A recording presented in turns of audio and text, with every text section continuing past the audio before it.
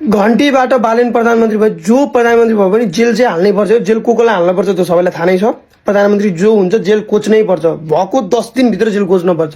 Gen Z आन्दोलनमा जतिलाई पनि यिनीहरूले अत्याचार गरेका छन् जेल कोच्न पर्छ। मलाई अरू कुरा थाहा छैन है। तिम्रो बाउको हिम्मत छ भने केपी ओलीलाई छोएर देखाऊ, देशभरि आगो बल्ने छ, आगो बल्ने छ।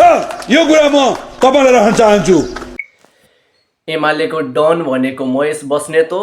एमालेका नेता महेश बस्नेतको अवस्था अहिले के कस्तो छ र देशैभरिको चुनावको माहौलमा कसले के कति भोट ल्याएका छन् भन्ने विषयमा म तपाईहरुलाई एकमुष्ट जानकारी दिन चाहन्छु। त्यही भएर भिडियोलाई अन्तिमसम्म हेर्दै गर्नुहोला। एमालेका शक्तिशाली नेता भनेर चिनिँदै आएका महेश बस्नेतले अहिलेसम्म 3116 भोट प्राप्त गरेका छन् भने उनकै प्रतिस्पर्धी रासोपाका नेता राजीव खत्रीले 11049 भोट ल्याइसकेका छन्।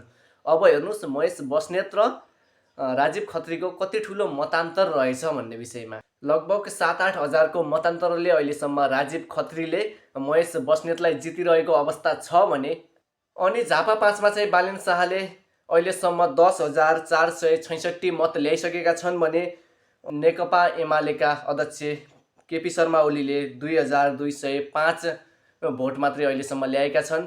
यो भोट भनेको अहिले 5:10 भित्रको गणना भएको मात्रै हो। आगामी नतिजा के आउँछ त्यो चाहिँ हेर्न बाँकी नै छ।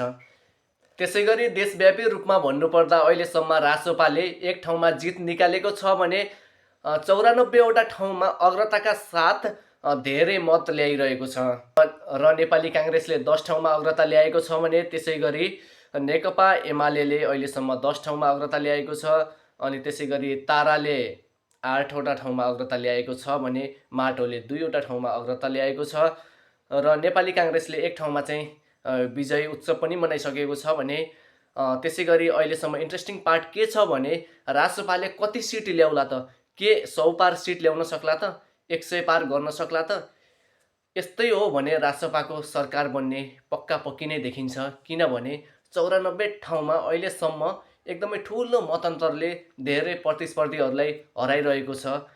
अन्तिम नतिजा के आउँछ त्यो चाहिँ हेर्नै पर्छ। तपाईहरु चाहिँ अहिलेसम्म अन्तिम नतिजा कसको चाहिँ एकदमै भारी मत आउला भन्नेमा विश्वस्त हुनुहुन्छ? तल कमेन्टमा राख्दै गर्नुहोला। अहिलेलाई भिडियोमा यति नै। हस्त धन्यवाद।